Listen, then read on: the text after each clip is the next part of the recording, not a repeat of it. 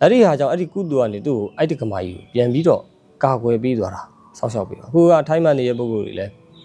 အပြင်သွားလို့ရှိရင်အဲ့ဒီတန်ဖိုးတွေခါထားသို့မဟုတ်ဖျားကုံတော့ပေါ့နော်သို့မဟုတ်လည်းပရိတ်ထဲရတကားထားပေါ့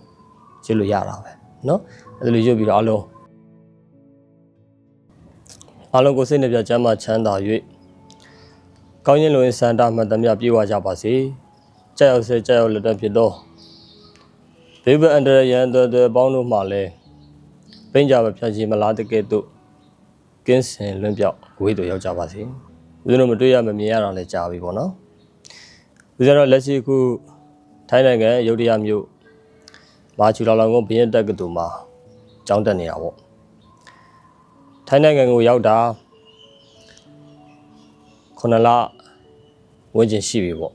ရှေ့ကလာတဲ့တုန်းကဦးဇင်းတို့အတန်းနေအသိစိတ်ရေးဖို့အလုပ်ကလေးတွေရှိနေတာနဲ့ဦးဇင်းတို့ဗီဒီယိုလေးတွေလည်းမရိုက်ဖြစ်ဘူးနောက်တစ်ခုကနေရအခက်ခဲပေါ့နော်ထိုင်းနိုင်ငံမှာလွန်ခဲ့တဲ့တပတ်10ရက်ခန့်ကပေါ့တရားတွေနော်ခုံးကျော်တရားတွေပြူတယ်အပြီးလို့ရှိရင်ဂရိတ်တွေပြူတယ်နော်မီးတွေလောင်နေစသည်အဖြစ်ဒီလိုတွေဖြစ်နေတော့ခုံးကျော်တရားတွေကဒီမှာပေါ်တယ်ခုံးကျော်တရားတစ်ခါကြာ20 30ခုံးကျော်တွေရှိတယ်ပေါ့နော်တွေ့ရတယ်အဲ့တော့အဲ့ဒီဂုံကျော်တရားအောက်ကိုရောက်လို့ရှိရင်ဦးဇင်းတို့ဖျားတာနေရတယ်နော်အပေါ်မှာအနေတွေကိုဝိုင်းနေတာပဲကိုယ့်ဘောဘာမြင်ပြုတ်ကြလာမလဲဟိုတကလည်းယထာတွဲပေါ်ဂရင်းပြုတ်ကြတာတဲ့နော်လူရောက်ပေါ်မနေဘူးတည်ဆုံးသွားကြတယ်အဲ့တော့ဦးဇင်းတို့လည်းမနေ့ကသွားတော့ဂါထာရွတ်နေရတယ်ပေါ့နော်ဖျားစာရွတ်နေရတယ်တေးမှာကြောက်ကြတာဟုတ်လားဦးဇင်းတို့ပုထုဇဉ်ရဲ့သဘောအရာကယဟန်နေလူနေတရားအနေနဲ့ပုထုဇဉ်ပဲရှိသေးတယ်ဆိုရင်တေမာမကြောက်ဘူးဆိုတာမရှိဘူးအလုံးတေမာကြောက်ကြတယ်ပေါ့နော်အဲ့တော့ဟုတ်ပြီတေမာကြောက်တော့ဦးဇင်းတို့သွားတိုင်းကိုရတဲ့ဘုရားစာလေးတွေရုပ်နေအဲ့တော့ဦးဇင်းတို့ဒါနဲ့ပတ်သက်ပြီးတော့ဒီနေ့ဦးဇင်းကပြောမှာပေါ့နော်ဗီဒီယိုလေးကနည်းနည်းရှေ့မှာ intro လေးကများသွားတော့နော်တိခံပြီးတော့ကြည့်ပြီအဲ့တော့တန်ဗုဒ္ဓေဂါထာပဲဖြစ်ဖြစ်တခြားဘုရားကုံတော်ပဲဖြစ်ဖြစ်ရွတ်တယ်ဆိုလို့ရှိရင်ဒီအန်ရယ်တွေကိုဒီဂါထာတွေကကိုယ်ကယ်နိုင်မှာမလားကိုယ်အန်ရယ်တွေကိုတားဆီးပေးနိုင်မှာမလားဦးဇင်းတို့စဉ်းစားကြည့်ဖို့တင့်တယ်ပေါ့အဲ့တော့အဲ့လိုစဉ်းစားကြည့်လိုက်လို့ကိုကဒီရင်းမြစ်ကိုသိတယ်ဆိုလို့ရှိရင်ရွတ်ရဖတ်ရနှလုံးသွင်းရတာတွေကပို့ပြီးတော့အဓိပ္ပာယ်ရှိတယ်အဲ့တော့ဟုတ်ပြီဒီတန်ဗုဒ္ဓေဂါထာတွေတို့နော်တခြားဒီဘုရားကုံတော်တွေတို့တခြားအမျိုးမျိုးသောဂါထာတွေပေါ့ဒါတွေကဒီအန်ရယ်တွေကိုတကယ်ပဲကာကွယ်နိုင်သလားဆိုတော့ဦးဇင်းတို့သူ့ရဲ့ process ကိုသိဖို့လိုတယ်ဒါဦးဇင်းတို့ဆရာတော်ကြီးတွေလည်းပြောထားပါတယ်ပြောထားတယ်ရှိတယ်သူက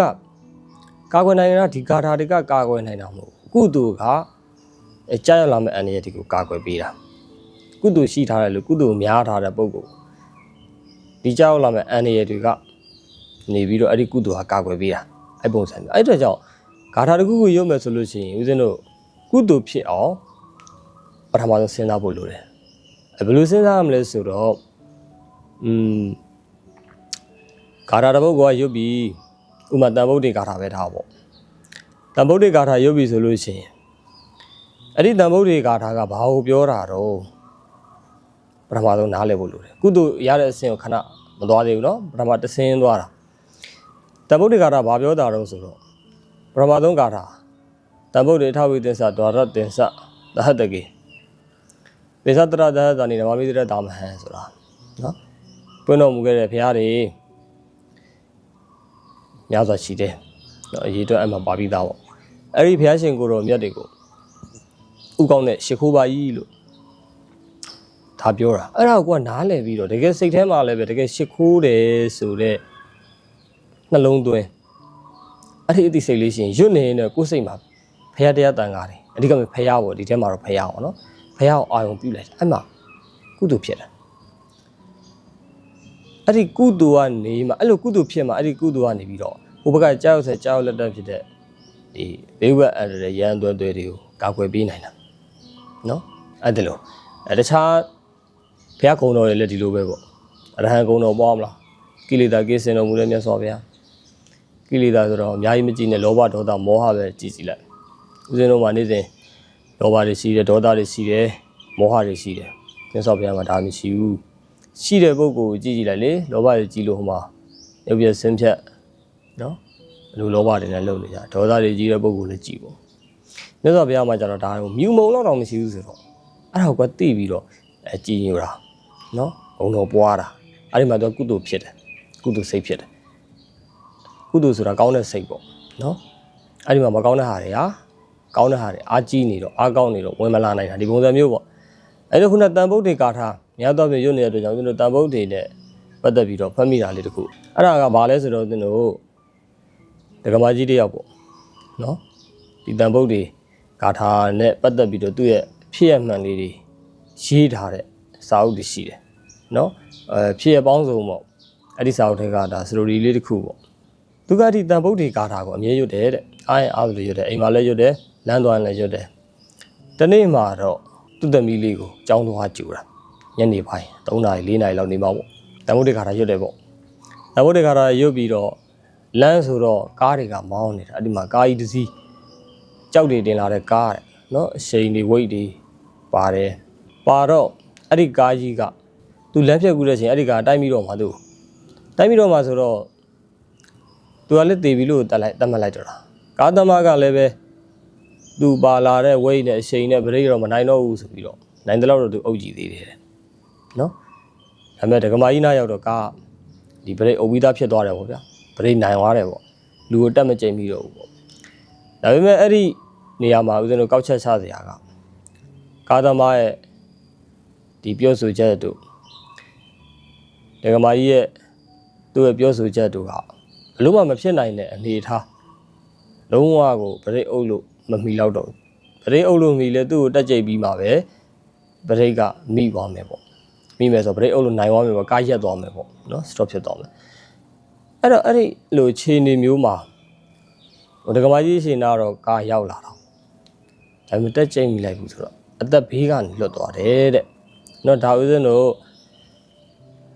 ဟောမှာတော့ကမန္တလေးသာသနာတက္ကသိုလ်တို့မှာတော့ကစာကြည့်တိုက်သွားရင်လည်းအဲ့ဒီစာအုပ်ဦးဇင်းတို့တွေ့ခဲ့ရင်လည်းတော်တော်များတယ်စတိုဒီလီရေးထားတာကဦးဇင်းတို့ဖတ်ခဲ့တာအဲ့လေးတခုတွေ့ရတယ်နော်ရေယုံကြည်ကြည်နဲ့ရွတ်တဲ့ပုံစံမျိုးရပြီးတော့အာစိန်နကံဖြစ်ပြီးတော့ခုနရွတ်တဲ့နေရာမှာလည်းကုသိုလ်ဖြစ်အောင်ရွတ်တာပေါ့နော်ကုသိုလ်ဖြစ်အောင်ရွတ်တာအဲ့ဒီဟာကြောင့်အဲ့ဒီကုသိုလ်ကနေသူ့ကိုအဲ့ဒီကမာကြီးကိုပြန်ပြီးတော့ကာကွယ်ပြီးသွားတာဆောက်ရှောက်ပြီးအခုကထိုင်းမှန်နေတဲ့ပုဂ္ဂိုလ်တွေလည်းအပြင်သွားလို့ရှိရင်အဲ့ဒီတန်ဖိုးတွေခါထားသို့မဟုတ်ဘုရားကုံတော်ပေါ့နော်သို့မဟုတ်လည်းပရိတ်ထဲရတကားထားပေါ့ကျလို့ရတာပဲနော်အဲ့လိုရွတ်ပြီးတော့အလုံးအဖေးရနေကင်းပါစေလို့ဦးဇင်းကဆန္ဒပြုတယ်ရွတ်တာဖတ်တာနဲ့ပတ်သက်ပြီးတော့ဒီတန်ဖိုးတွေခါထားနဲ့ပတ်သက်ပြီးတော့ဟိုသာသနာတက္ကသိုလ်တုန်းမှာတော့ဆရာသမားတစ်ပါး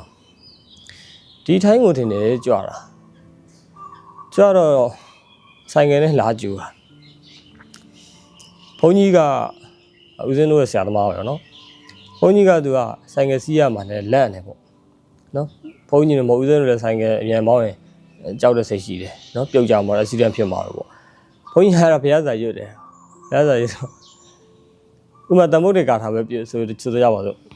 တန်ဗုဒ္ဓေကာထာဆိုဦးဇင်းတို့ကဟိုရှည်တယ်လေတန်ဗုဒ္ဓေထောက်ပြီးသင်္စာဒေါရသင်္စာတဟတကေ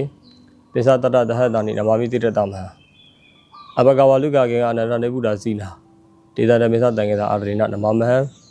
နမကထာနုဘောနာဟိတောတပ်ပိဥပတ္တဝေအနေကအန္တရာယပိဝိနတံတုအတေတရောဆိုပြီးအဲ့မှာတော့စက္ကန့်30စက္ကန့်50အဲ့လောက်ကြာသွားကြာတော့ဒီဆိုင်ကမောင်းနေတဲ့အချိန်သူကရွတ်တယ်တစ်ခေါက်မပြီးခင်မြန်လာပြုတ်ကြပါလို့ရှိရင်အဲ့တော့စိတ်ကလည်းတစ်ခေါက်ပြည့်အောင်သူကရွတ်ချင်တာဟုတ်တစ်ခေါက်ပြည့်မှသူကဟိုဘယ်လိုပြောမလဲတစ်ခေါက်ပြည့်မှသူကဟိုဒီကာထာတစ်ခုလုံးဒီတောင်းဝင်ကြေသွားတယ်ပေါ့အောင်ဝင်နဲ့ရွတ်ဖက်လိုက်တယ်ပေါ့အဲ့ပုံစံမျိုးဆိုတော့